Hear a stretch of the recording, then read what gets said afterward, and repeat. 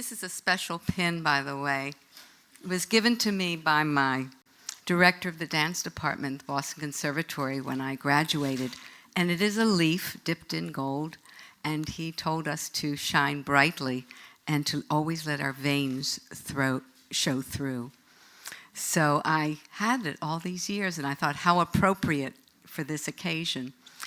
And I do want to thank this occasion to our leader, Peter, and to all my leaves here and leaves everywhere, and all those who have supported us in so many ways.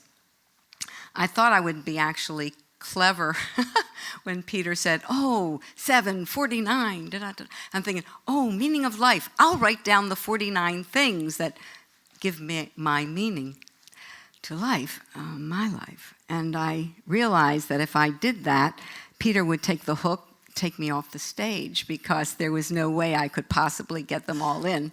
So if anybody wants to talk to me about it later, I can share it with you. But it did make me kind of look at the essence, and the number one was, which we've heard a lot about tonight, is the love. I cannot imagine getting up in the morning without the love of life, with all of its complexities, all of its problems day to day. But I was very blessed to have the best teacher I could possibly have, and that is my dear mother. My mother, I never knew anyone who loved life more than she did.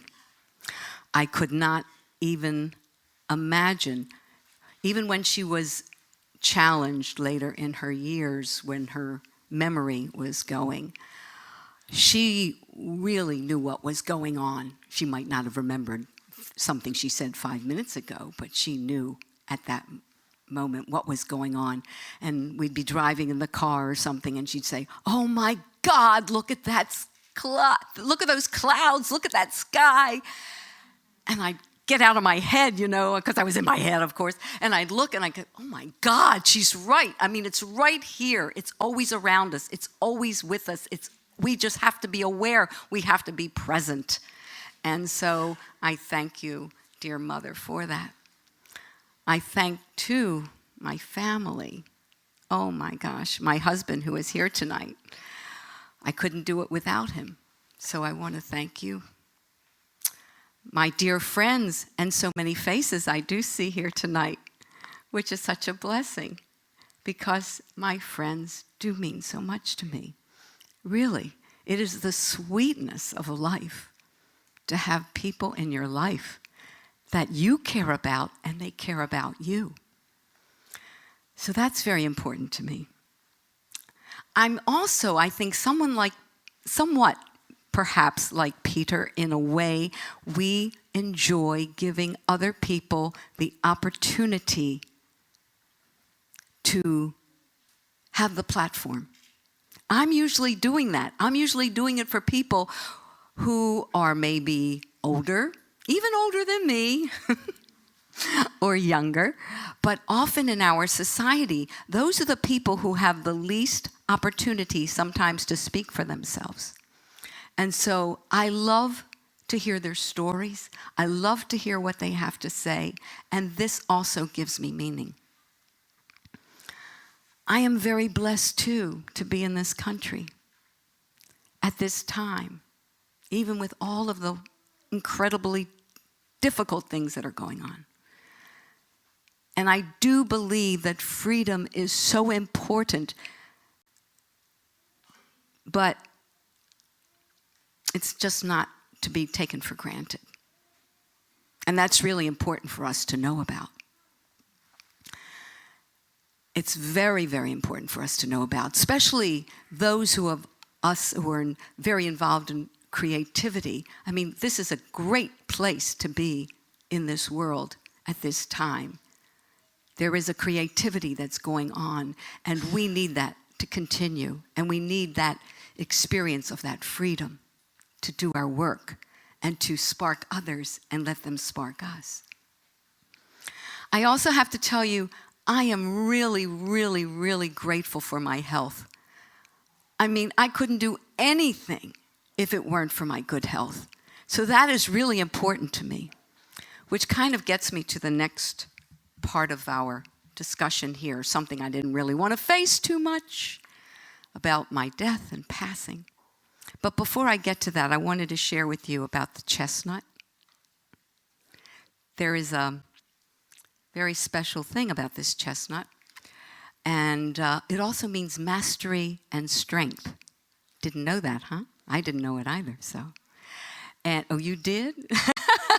He knew, see? There you go. But the mastery and strength. So hopefully we know something by the time we get to this age. And actually, it is as old as China, as rice, maybe even before they cultivated rice. So what does it say about us? But I do feel that this body that I've been given is here to contain my soul, which is part of that love connection that I told you about originally. And it's important for me to take care of it because it's going to have to carry me into the next part of my life. And at 9 years old, I was very aware, the day before my 10th birthday, that I was only going to be 2 numbers for the rest of my life. I know, it's ridiculous, but it's true. And because of this, it made me really think about living life, not putting it off till tomorrow or anything like that.